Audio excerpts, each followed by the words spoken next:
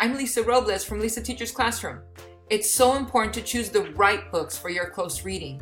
They should be deep and meaningful. They need to draw the kids in. Use books that are multicultural and teach empathy. Books that catch their interest and leave them begging for more.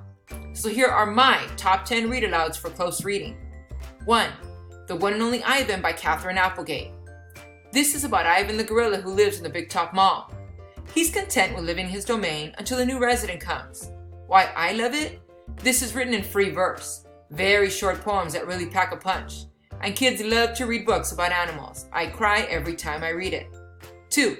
Inside Out and Back Again by Tanha Lai. This book is written in free verse too, chronicling Ha's journey from war-torn Vietnam to Alabama and her subsequent problems as a second language learner and with bullying. Why I love it? This is great for our immigrant students and kids from Vietnam to see a book about someone like them. It's written in free verse, which I love because it's more accessible to struggling readers. Beautifully written. 3. A Diamond in the Desert by Catherine Fitzmaurice. This is about 12-year-old Tetsu and his family, who are sent to an internment camp in the Arizona desert after Pearl Harbor because they are Japanese Americans. When his father is sent to a different camp, Tetsu must decide between his love of baseball and his responsibilities as the oldest son. Why I love it? I love historical fiction. It is engrossing and teaches the kids about important historical periods. This book has won a ton of awards and the author is really nice.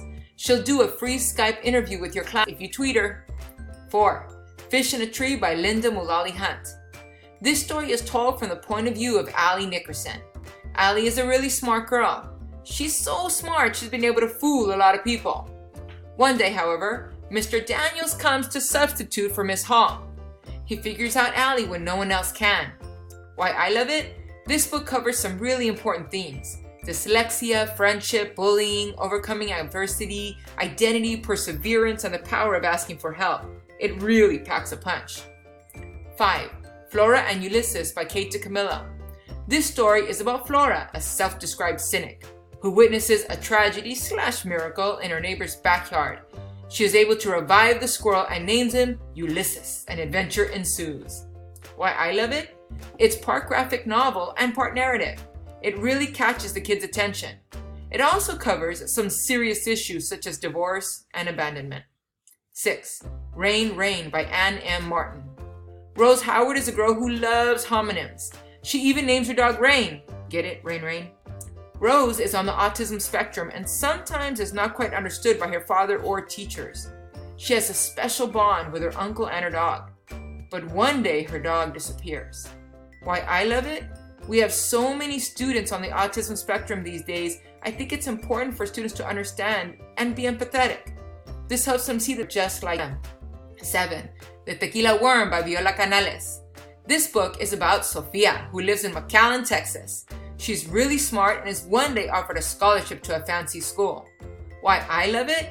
This book was honored by the Pura Belpre Award, which is given to Latino writers that celebrate the Latino experience. This book shares so many experiences: Easter cascarones, Dia de los Muertos, the Christmas Nacimiento, and of course, the Tequila Worm. My students are all Latino, and every time we read this, it connects to them in ways that other books just don't. I love it. 8. Wonder by R.J. Palacio. This book is about August Pullman, Augie, to his friends and family. He was born with a facial deformity and has a lot to deal with because of it. But he's growing older now, and his parents feel it might be time to go to school instead of being homeschooled. This book talks about his adjustment to school and the students' adjustment to him. Why I love it? If you haven't read this, read it now. It's told from different points of view, which makes it great to teach perspective/point of view. How what may be true in your eyes may look different in someone else's eyes. Discussion points, empathy, friendship, family, so many things. 9. Alice's Adventures in Wonderland by Lewis Carroll.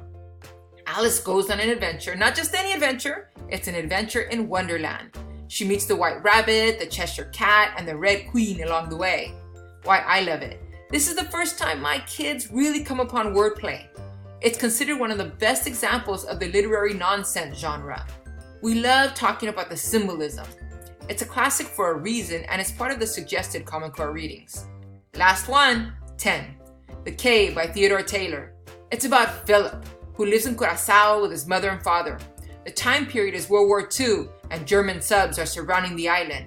His mother decides they should go back to the States. On their way, however, their boat is torpedoed. Why I love it? This book really appeals to my boys.